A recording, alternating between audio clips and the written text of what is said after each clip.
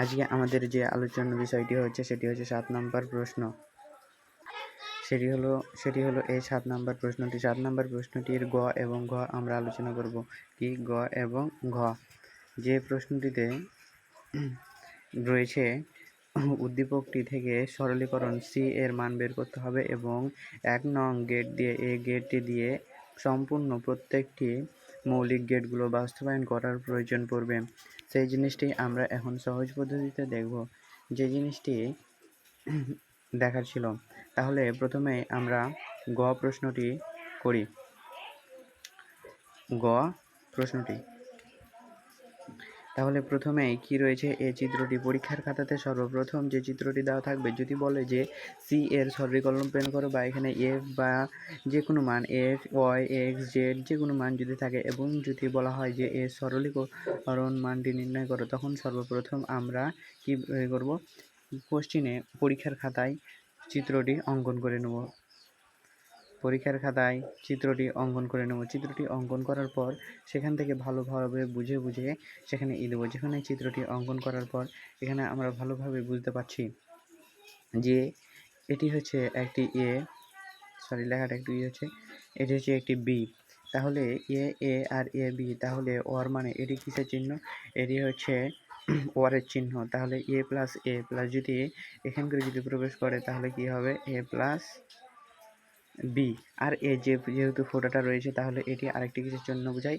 এ ফোঁটাটা রয়েছে তখন এটি নরের চিহ্ন বোঝায়। তাহলে এখানে দিতে হবে এ বার। এবং এটাও যেহেতু এ নরের চিহ্ন, সেহেতু এখানে আমরা পাই এ আর এখানে পাই বি। তখন এখানে হবে এ প্লাস বি বার।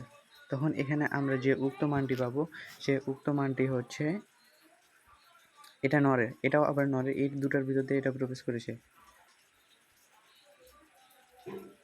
আমি সকল কিছু মুছে দিচ্ছি একটু, যেটাই করতে হয়। তাহলে এ নট থেকে এখানকার যখন আমরা এ প্লাস বি বার মানটি পেয়েছি, এখানেও আমরা এ প্লাস বি বার মানটি পেয়েছি, তখন এটি যদি আবার প্রবেশ করে তাহলে কি হবে? এ প্লাস বি বার, যোগ আছে, নর মানে যোগ, ওয়ার মানে যোগ, এ প্লাস বি বার। আর এখানে যেহেতু নরের চিহ্ন এটি ফোঁটা, তাহলে এটার উপরে আবার বার হবে। তখন তাহলে আমরা উক্ত এই জিনিসটি পাই। তাহলে এটা কি আমাদের সরলীকরণ? অবশ্যই সরলীকরণ, এটা আমাদের না। তার জন্য এখানকার আমাদের এটি লিখতে হবে যে উক্ত চিত্র থেকে যে মানটি পাই। তখন এটি লেখার পর এটি লিখব, এটি আবার লিখতে হবে এ প্লাস বি বার। আমি এখানকার অঙ্কটা করা আছে, এখানে বুঝিয়ে দিয়েছি, এখানে পাবো। তখন এখান করে এই মানটা ওই যেখানে দেখালাম এ মানটা পেলাম। এ মানটা পাওয়ার পর এটা আর এটা ডি মর্গানের যে সহায়ক যে গুণগুলো রয়েছে সেই গুণগুলোতে বা যোগগুলোতে বলা আছে এ প্লাস এ সমান জয়টাই এ থাকুক না কেন সেখান করে উত্তর এ হবে। তার জন্য এ plus B plus A B plus B যদি থাকে তাহলে সেখানে একটাই জিনিস পাবো, একটাই সমীকরণ পাবো, সেটা হচ্ছে এ প্লাস বি। তারপর একটি যেটি সহায়ক উপপাদ্য রয়েছে, সহায়ক উপপাদ্যতে কি রয়েছে? এ প্লাস এর ওপরে যদি ডবল বার থাকে তাহলে ডবল বার উঠে গিয়ে কি বসে? এ বসে। আমরা এখানে কি বসেছি? ডবল বার উঠে গিয়ে শুধু এ প্লাস বি। তাহলে এটাই হচ্ছে আমাদের সরলীকরণ। তারপর হচ্ছে উক্ত গ নাম্বার কোশ্চিনে বলা হয়েছে উদ্দীপকে ব্যবহৃত 1 নং গেট দিয়ে মৌলিক গেটগুলো বাস্তবায়ন করো। তাহলে আমরা সাধারণত জানি মৌলিক গেটগুলো কোনগুলি। মৌলিক গেটগুলো হচ্ছে নট, অর এবং হচ্ছে অ্যান্ড, অ্যান্ড এগুলো হচ্ছে মৌলিক গেট। তাহলে আমরা এই গেটগুলো এখন বাস্তবায়ন দেখব। তাহলে উক্ত যে গেটটি আমি গ নাম্বারে আলোচনা করলাম, গ নাম্বারে উক্ত গেটটি কী ছিল? উক্ত গেটটি ছিল নরের গেট, নরের চিহ্ন ছিল। তাহলে নট গেট বা মৌলিক গেটগুলো বাস্তবায়ন করতে হবে। প্রথমে যে গেটটি বাস্তবায়ন করব সেটি হচ্ছে নট গেট। এই নট গেট দ্বারা একটি মৌলিক গেট বাস্তবায়ন করা হলো, এভাবে পরীক্ষার খাতাতে লিখতে হবে। তারপর হচ্ছে নট গেট এভাবে দিতে হবে, এভাবে লিখতে হবে। তারপর হচ্ছে নট গেট চিত্রে নট গেটের দুইটি ইনপুট এ সমান নেওয়া হয়েছে, মানে দুইটি ইনপুট মানে হচ্ছে এখানে একটি ইনপুট, আর এই জিনিসটি যদি বুঝাই, এই জিনিসটি যদি বুঝাই তখন এটার ভিতর দিয়ে আরেকটি ইনপুট প্রবেশ করেছে, তখন সেটি হচ্ছে হয়ে যাবে, দুইটি ইনপুট বুঝাবে। সেহেতু এখান করে যেহেতু দুইটি ইনপুট প্রবেশ পেয়েছে, তাহলে উপরোক্ত যে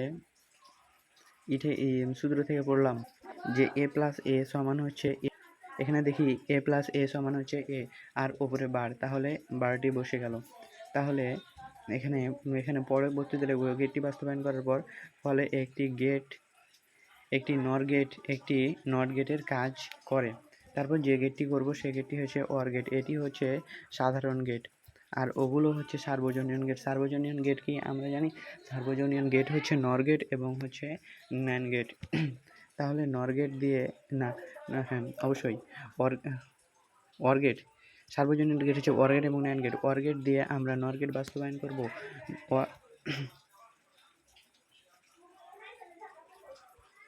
এখানে আমরা দুইটি নর গেটের চিহ্ন একটি অর গেটের তৈরি করা হয়েছে, যেখানে বোঝানো হয়েছে একটি এখানে এ প্লাস বি, এটা এ এটা বি, এখানে একটি কি প্রবেশ করেছে, নর প্রবেশ করেছে। তাহলে নর যদি একটি প্রবেশ করে তাহলে এ প্লাস বি ওপরে বার থাকে, এবং আরেকটি যদি প্রবেশ করে তখন তার উপরে কি থাকে, তার উপরে থাকে এ প্লাস বি বার সমান হচ্ছে এ প্লাস বি বার। তাহলে এখান থেকে আমরা যদি পাই, এখানে কয়টি জিনিস রয়েছে, দুটি জিনিস রয়েছে, দুটি যদি থাকে তাহলে এ প্লাস এ সমান হচ্ছে এ। তাই এ সূত্রটি এখানে লিখতে পারি, এ প্লাস সমান হচ্ছে এ, তখন এর উপরে কয়টা থাকবে, দুটো বার থাকবে, দুটো যদি বার থাকে এরকম হয়ে যাবে এ প্লাস বি সমান হচ্ছে ওপরে বার, তখন এ দুটি বার উঠে যাবে, তখন এ প্লাস বি চিহ্নটি বসবে। আবার এখান থেকে আমরা যে জিনিসটি দেখব সেটা হচ্ছে নর গেট দিয়ে অ্যান্ড গেট বাস্তবায়ন। চিত্রে নর গেট দিয়ে অ্যান্ড গেট বাস্তবায়ন দেখানো সম্ভব, যেটি দেখানো হলো। এক্ষেত্রে প্রথম স্তরে অর গেট নর গেট দুইটি নট গেট হিসাবে কাজ করে, শুধু যেটি বোঝানো হয়েছে এটি হচ্ছে এখানে একটি নয়, একটি গেটের ভিতরে একটি ইনপুটই দুবার প্রবেশ করাতে হবে। যেমন হচ্ছে এ, এখানে এ জিনিসটি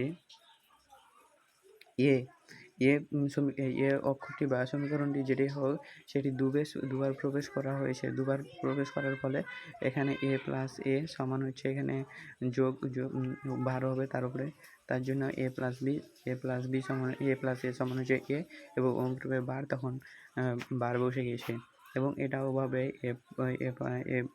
প্রবেশ করেছে, তারপর প্রবেশ করার পর এখানে ওয়াই মাইনাস হচ্ছে ইন্টু এ বি, যেখানে যেভাবে যেখানে প্রবেশ করা হয়েছে এ প্লাস বি, তখন এটি গুণ হয়ে ভেঙে যাবে, ভেঙে গেলে এর উপরে বার এর উপরে ডবল বার, ডি মর্গানের উপপাদ্য অনুসারে তখন এ প্লাস বি।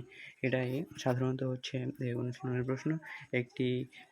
একটি দিয়ে নর গেট দিয়ে মৌলিক গেটগুলো বাস্তবায়ন করা হলো।